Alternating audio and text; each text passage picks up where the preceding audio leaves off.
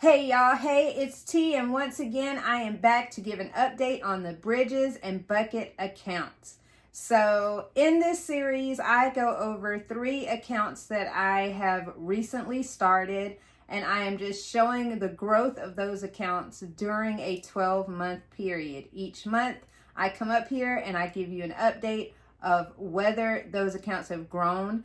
Now, considering that some of these are in the stock market, they can also go down. So we're just seeing what the ups and downs are throughout the monthly period for a 12-month period in this series. I go over a Roth IRA. I have a individual brokerage account with Fidelity, and I also have a high yield savings account that serves as a savings bucket for my new car fund whenever I decide to get a new car. So we're going to give the updates on these accounts. And if you have not watched the other videos in this series, go back and watch. It'll take you from the beginning to now. So let's get into it.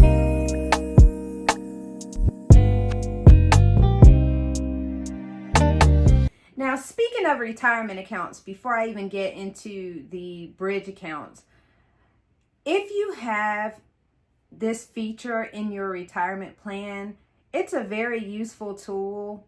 I wish I could show more of it, but I don't want to show my personal information, and my 401k is not one of those things that I display up here. But if you have one of these calculators, it allows you to enter the age you wish to retire, how much money you want to have per month in your retirement, and it just gives you a realistic gauge of whether or not you're going to reach your goal. So I think a lot of retirement accounts have this tool or some version of it. If you do, I would say this is a great tool to use to kind of see whether or not you are at least on track with getting to where you need to be, or whether you need to start increasing to get to where you need to be. So if you have one of these, give it a shot. I use it all the time, and I adjust as needed. Like, let's say I want to see if I could retire a year early, I may adjust the year and just see what I need to do to get to that point.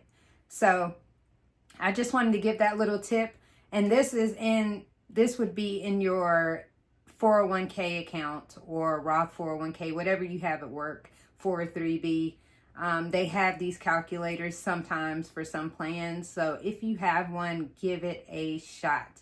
Now, let's get into the Roth IRA. So this Roth was started in May of this year. I started with an initial deposit of $4,000. We currently sit at $5,233.68 in this account. I have contributed $750 thus far since I started the account. I've gained $497.22. I have also gained 83 cents in interest, and then I have an advisory fee on this account, so I have lost $14.39. Now, please note, this account, I probably won't have this account with this particular institution for a long period of time. I'll probably end up transferring it to Fidelity, but I wanted to establish a banking relationship with this particular institution, so I am working with them for right now, and then I'll switch that over at a later date. You can always change and transfer to another account, which is probably what I will do. But that is not bad. That's not bad. We're sitting at $5,233.68, and that's since May. I think it was May 12th that I started this account. I spent a lot of time in the red on this account this month. It just was not a good month.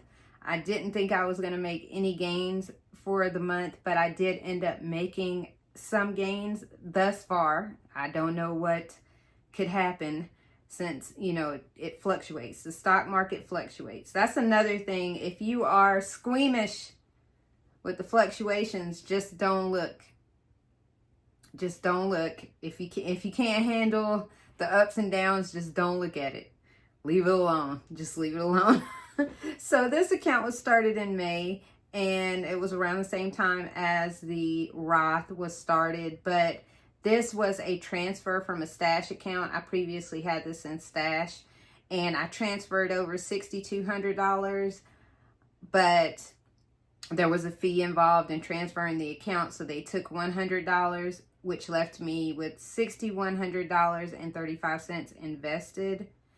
And currently we sit at $7,783.40. So we have done relatively well for the conditions. It goes up and down, but you can see if I was at a loss, I would be in the red. You could see the red loss indicator.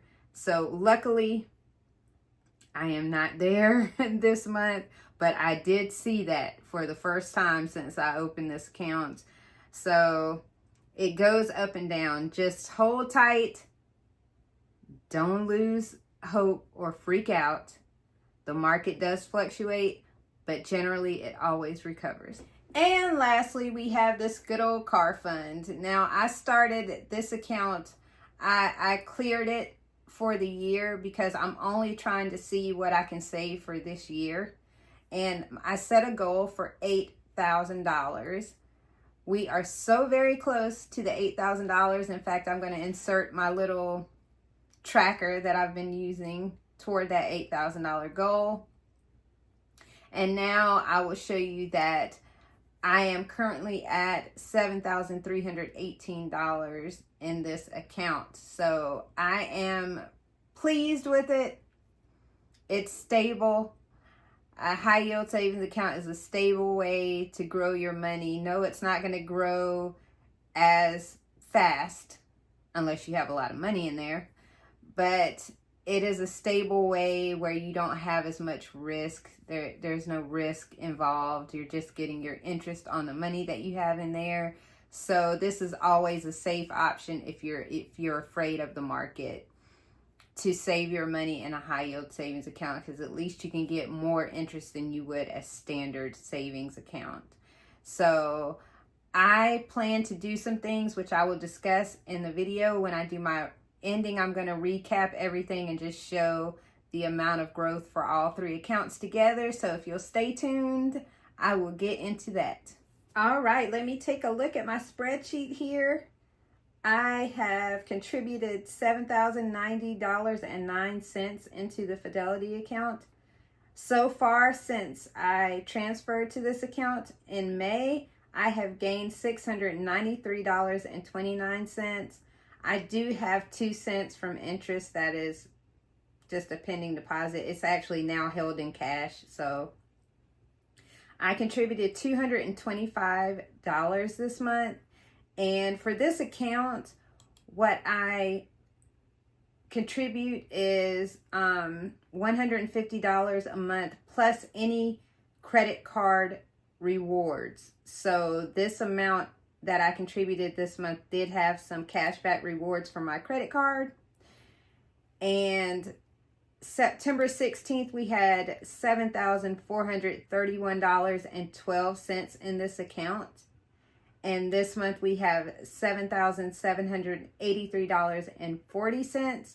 So after deducting the $225 that I placed in the account myself, we gained $127.28 since our last update on 9/16. For the Roth, I have thus far contributed $4,750, and the 2 cents was actually interest, but they added that into the investment amount. I have gained $497.22. I've lost that $13.56, and that's offset by the interest that I actually accumulated. And I have September, I had $5,047.19, and October I have $5,233.68. So if I deduct the $150 that I contributed this month, I've only gained about $36.49. That is a true indicator of what I was saying about the market going up and down. Now, the high yield savings account, I've contributed $7,200. I've gained $118.63 in interest. I contribute $400 a month to this account toward an $8,000 goal by year's end. And last month I had $6,899.54. This month I have $7,318.63. And I have gained $19.09 in interest for the month of September, because that comes on the 30th of the month. So generally, I'm doing these updates in the middle of the month. So this is from September. So that gives an overall deposit total of $19,040.11. I have gained $1,309.14 in these various accounts. So my total realized and unrealized gains, because the gains that you have in your investment account aren't realized until you sell them, is $20,335.71. I have reached this isn't my goal. I actually wanted to reach 25,000 before the year is over. So we still have some time left. That puts me at a 9.78% gain in Fidelity, a 10.47% gain in the Roth, and for all of them combined, so that would mean the Fidelity Roth and to include the high yield savings account, a 6.88% overall growth. Not bad. Now, let's see. These are some upcoming things that I've discussed that I will be doing. I'm going to be contributing $1,850 into the car fund, because that, along with the interest that I gain in that account, will actually get me to a $10,000 marker for the year. Now, I had planned to get a car next year, but I am reconsidering that because I don't really need a car. That's just a want. And so it may not happen. And then for the Roth, I plan to contribute $1,950 next month to that, to bring my total contributions for the year to go ahead and max that out. The reason that I'm contributing $1,950 is because I have a set $150 that goes in there every month. So this is the total less the remaining $150 that I have left to contribute for November and December. And then Fidelity, I plan to contribute $500 to this account. And I'm looking for, I haven't decided what I'm going to get yet, but I have been doing a little research. It will definitely be a dividend investment, so I will try to find something within my comfort zone. Again, my comfort zone are usually things that I buy, places that I frequent, which would in turn be things I buy, places I buy from, and things that I know about. I work in science, and I'm very, very familiar with the energy industry as well. So those are the things that I invest in. Basically investing in what I know. Other things, I don't even want to risk it. So, and I'm considering moving, because when I did my car fund, I actually moved money out so that I could strictly have the money in there that I was saving for 2025. And I had, I think it was like $6,500 in a car fund last year, but I used $3,000 and some change on a repair and my yearly maintenance on my car that I had done. It was $3,000 some odd dollars. So I still had $3,000 remaining. I just have that in my personal savings account right now, which is also a high yield. So I'm thinking about moving that back to this account with the other funds, but I'm not sure. It may happen, may not.